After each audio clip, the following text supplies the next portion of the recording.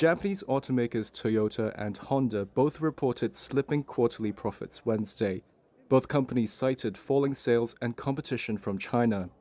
Toyota's profits from July to September this year were 20% lower than the same time last year, at just over $7.5 billion. That was roughly what analysts expected, but marked the firm's first quarterly drop in 2 years. The result comes after stalled US production for 2 SUV models due to an airbag issue. Its income in China also fell in the first half of the financial year, hit by marketing costs competing against Chinese brands. Honda, meanwhile, missed analysts' expectations with its July to September quarter. It reported a 15% drop in profits to just under $1.7 billion, its first year-on-year profit decline in 7 quarters. Among its global vehicle sales, it logged a hefty 29% drop in China, which was its biggest sales and production market from 2020 until 2022. Consumers in China have rapidly shifted to lower-priced Chinese-branded electric vehicles and hybrids. Honda fared better in the US, though, reporting a 9% rise in vehicle sales over the first 9 months of 2024. A 61% drop in third-quarter profits at BMW saw its shares tumble to a 2.5-year low. The $1.82 billion profit for the quarter missed analyst expectations, with slumping sales in China as well as brake problems partly to blame. Shares in the premium car maker and its German rivals Volkswagen, Mercedes-Benz and Porsche were all down between 3 and 5%. Traders cited concerns over the US election victory of Donald Trump, who has threatened broad tariffs on imports. BMW's CEO sought to allay such concerns, telling journalists that the US market would remain key regardless of which administration was in charge. BMW operates the group's largest factory in South Carolina and says its nationwide setup also includes 30 locations in 12 US states. It lowered its guidance for the year back in September, citing sluggish Chinese demand and problems with a braking system supplied by Continental.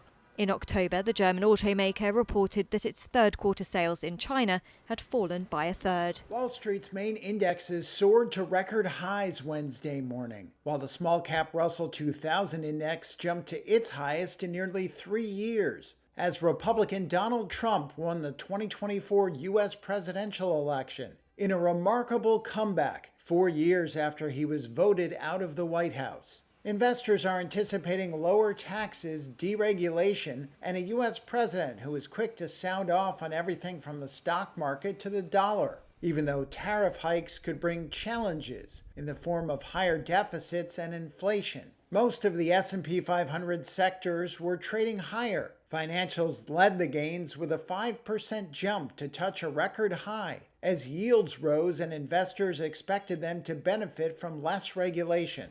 Energy stocks and cryptocurrencies also performed well, while shares of Trump Media and Technology Group, in which Trump owns a majority stake, soared nearly 24% before trading was halted, and Tesla stock surged as much as 15%, after billionaire CEO Elon Musk backed Trump throughout his electoral campaign. Stocks that fell included those of renewable energy firms and companies from China like Alibaba, on fears of escalation in U.S.-China tensions. For much of this year, Donald Trump has faced 4 simultaneous prosecutions over allegations ranging from trying to cover up a hush money payment to porn star Stormy Daniels to attempting to overturn his 2020 election defeat. He pleaded not guilty to all charges and cast the prosecutions as politically motivated. So what happens now that he's won the U.S. election? Trump faced 4 charges in federal court in Washington. He was accused of spreading false claims of election fraud to try to block the collection and certification of votes following the 2020 election. He was also charged with unlawfully holding onto classified documents after his first term ended in 2021 and obstructing efforts by the U.S. government to retrieve the records. Is one of the most outrageous and vicious legal theories ever put forward in an American court of law. However, all charges were dismissed in July after U.S. Special Counsel Jack Smith, who led the federal prosecutions in that case, was found to have been improperly appointed to the role and did not have the authority to bring the case. Smith's team is appealing to the ruling, but Trump's vow to fire Smith immediately upon taking office likely signals the end of the case. In May, a New York jury found Trump guilty of falsifying business records tied to the Daniels payment. That makes him the first former US president convicted of a felony. His sentencing is currently scheduled for November 26, before he's sworn in. Trump's lawyers are expected to ask Justice Juan Merchan to delay the sentencing, in which he could face up to 4 years in prison. Merchan has already twice postponed Trump's sentencing. That was in part due to a July US Supreme Court ruling finding that presidents have broad immunity from prosecution over their official acts. Based on the ruling, Trump argues the case should be dismissed. He has vowed to appeal his conviction once he's sentenced. Separately, his lawyers have asked the Second U.S. Circuit Court of Appeals to move the case to federal court. Such a move, if successful, could create new legal obstacles for the case.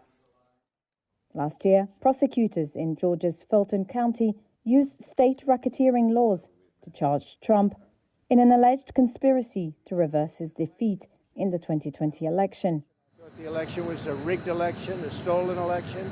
Trump will not be able to end the prosecution, but his lawyer will seek to pause any activity related to him. They will argue that a president should not face the burden of a criminal prosecution while in office. Legal experts expect that the case against Trump will not progress while he remains in the White House. All in all, his U.S. presidential election victory essentially ends the criminal cases brought against him, that is, at least during his term in office.